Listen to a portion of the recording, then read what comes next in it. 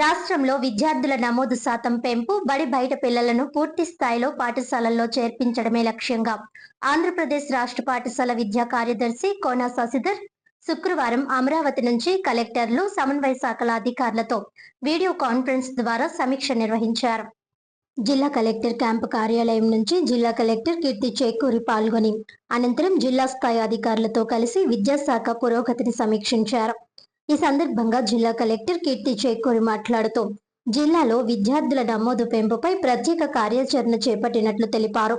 జిల్లాకు 10,711 మంది విద్యార్థుల నమోదు లక్ష్యంగా నిర్ణయించగా ప్రస్తుతం మొదటి తరగతిలో 4,962 మంది విద్యార్థులు నమోదైనట్లు వివరించారు.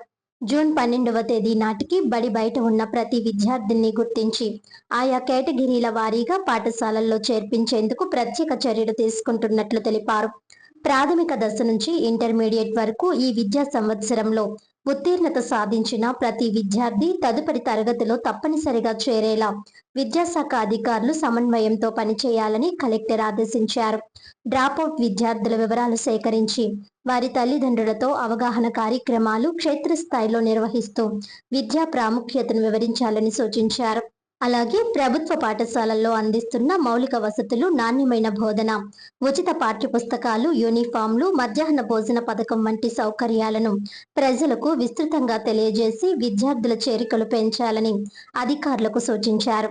ఈ సమీక్షా సమావేశంలో జిల్లా పాఠశాల విద్యాధికారి కె వాసుదేవరావు, ఎస్ఎస్ఏ పీడీ ఎస్ సుభాషిణి, జిల్లా ఇంటర్మీడియట్ ప్రాంతీయ డైరెక్టర్ ఐ శారద, జిల్లా వొకేషనల్ అధికారి తదితరులు పాల్గొన్నారు.